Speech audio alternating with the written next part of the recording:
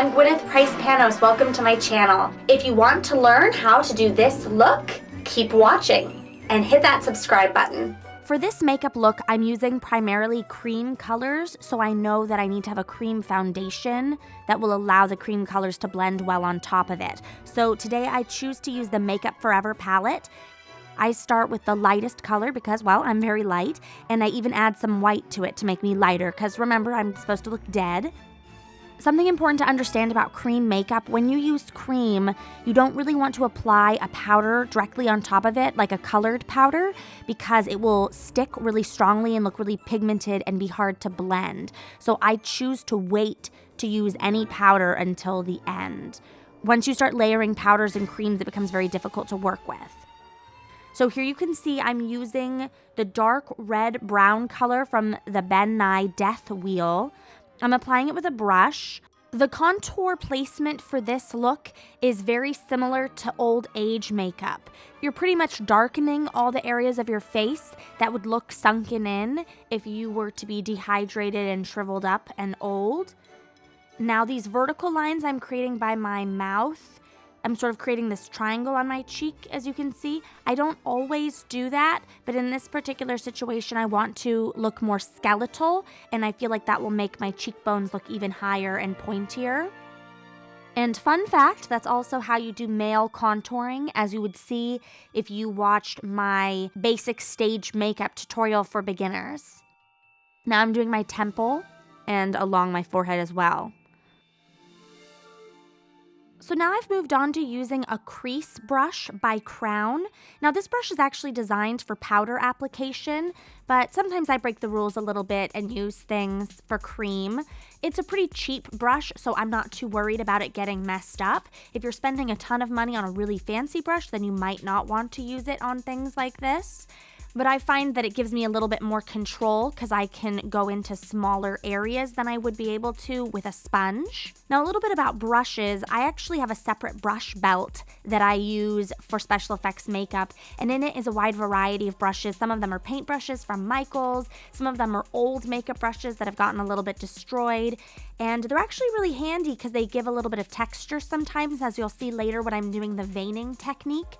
I'm using an old pointed eyeliner brush that's been frayed, and it actually works really well. So that's a good note to have. Never throw away crummy brushes. I mean, unless it's literally falling apart. So now I'm adding some contour around my chin and nostrils. So now that I have all the basic shapes laid out, I start experimenting with colors. I'm using the light blue in the Death Wheel as a mid-tone. When that doesn't feel dark enough, I go back to using the dark red-brown for shading and try using the blue as a highlight instead. If I had a darker complexion, I know that this light blue would have made a really cool highlight, but I think I'm just too light for that. So I pull out the Ben Nye Zombie Wheel and grab the dark blue purple bruise color to go over all my contouring again to give them more depth. Remember, dark colors give the illusion of sinking in and light colors protrude out. So right now I'm just playing around with finding the balance. The light blue highlight still looks pretty dark to me, so I grab the white cream to go over the highlights, and that's still not quite popping enough, so I grab the light yellow from the Death Wheel, and that's when it really starts to come together. Not only is yellow a lighter color, but it's actually a brighter color, and brighter colors work really well on the highest points of your face, like your cheekbones, above your temples, your nose. That will really make my face look more angular in this design. Now that I'm happy with the colors I've selected, I move on to my neck. Now the neck is a really cool part. I really think it brought this whole design together. The face is awesome too, but I think going that extra mile of actually putting makeup on your neck really made me look more skeletal and dead and dried up. So the way I figured out where to place the color was by feeling around for nooks and crannies, pretty much. You can see I hunch in this cool position, which I highly recommend doing it. Really helped me find the deepest parts around my clavicle / collarbone and around the neck muscles and cartilage. The deep places are where you put the dark colors, and the protruding out places, like the bones, are where you put the lighter colors. If you want to wear a low-cut top and even add some ribs in there, that would look really cool. When you're trying to make something look three-dimensional, there's a gradation from the low and high points. Check out this diagram here where you can see there's a transition between the darkest to the lightest. So that's pretty much what I'm doing. I'm starting with the mid-tone, which is that brownish red color from the death wheel. Then I go in and add the deepest areas with the zombie wheel, that dark blue, purple, and then I go in with the high points. So play around, smudge it till it looks right. Now I'm throwing in a little bit of that light blue because I did on my face as well, and I want it to look cohesive. So I'm using it as sort of a mid-tone. Okay, so what I'm doing here with the mouth is a little interesting. I apply a dark color on my mouth when my lips are relaxed, so it gets in every nook and cranny on my lips. Then I pucker and apply a little bit of the white in the center of my lips. Then when my lips relax, you can see the lines in my lips a lot more because that dark color is underneath the light. It's a subtle difference, but it's a cool trick. Then I apply a shadow color below my lips. Even though I'm not doing beauty makeup, I'm not going to overline my lips and give myself shiny, big, juicy lipstick. But this is supposed to be somewhat of a glamorous, dead look. So I outline the bottom of my lips with the darker color, and I try to make it a little more symmetrical looking. Okay, so now we're getting to the point where I know it's time to powder everything, so I want to double check to make sure everything is where I want it to be, because once I powder the cream, it locks it into place pretty much. I add a little more highlight to my collarbone to give it a little more sharpness and definition. And here's my favorite translucent setting powder by RCMA. And I put it on my puff by Cinema Secrets, and I smudge it into the puff and apply in a patting and rolling motion. I do not wipe or smudge because that will disrupt the cream foundation and colors I've applied underneath. I'm wanting to set it in place, not move it around. And then I use a large brush from MAC to dust off the excess translucent powder. So at this point, I have some pretty awesome death makeup, but I decide I want to glam it up a bit and make the eyes pop some more. So I take a red lip liner pencil from Mary Kay and a black NYX eyeliner.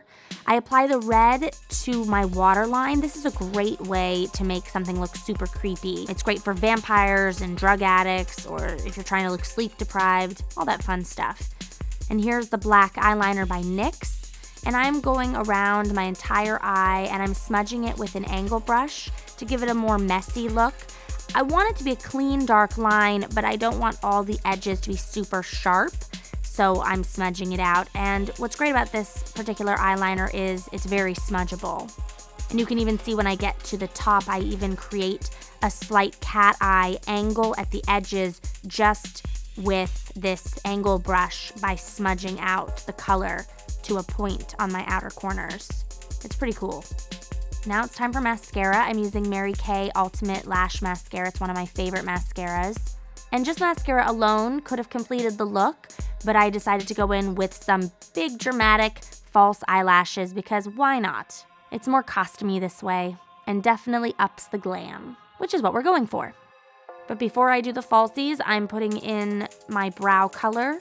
So the best way to take a dead makeup and make it look glamorous and sexy is to have dramatic eyeliner and eyelashes, very sharp defined eyebrows, eyeshadow placement the way you would do beauty makeup with the dark in the crease and a highlight on the brow bone right below the eyebrow. And if you want to add some supple lipstick, you can do that as well. But those are the quick and easy ways to take a dead, scary look and make it a little more glamorous. Now, my eyeshadow placement isn't super glam and perfect. It still is somewhat messy, but that was the look I was going for. But you can totally do a polished, clean eyelid if you so choose. All right, here are my Ardel Whispies and Duo Lash Glue. So at this point, I really liked the look, but why not do more, right? So I take this cranberry red color from the Zombie Wheel palette and I create veins and capillaries around my eyes because it's just so creepy and cool. And I take that eyeliner brush that got all smushed that I told you about. Here you can see the edges are pretty frayed. And I use really light pressure with wispy strokes to create a veining pattern around my eyes. Think of the pattern like a bunch of tree branches growing out from one another. You don't need to have a messed up makeup brush like this one to do this look. It works just as well with a perfectly fine tip, but I like this look a little more because it looks a little less perfect, which makes it look more realistic and adds more lines with every stroke. Instead of one clean line, it adds a bunch of tiny little ones, and I think that looks really cool. And then I'm taking my hair out. It looks a little fluffy, so I decide to add some cream. It's like a leave-in conditioner to make it a little more oily. If I were to do this again, I might use a flat iron to make my hair look more stringy instead of fluffy and volumey, but that, again, is totally up to you. And this is my completed look. I really hope it inspired you. These techniques can also be used on men. You don't have to make it all glammy with the eyelashes. You can still do this contouring technique to make yourself look dead. You can see I've lost like 15 pounds in my face just from all this contouring. Pretty cool. Thank you so much for watching this tutorial. Don't forget to subscribe by clicking that picture over there that looks like my face. And if you enjoyed this video, definitely like it, comment, share with your friends, all that good stuff. Thanks.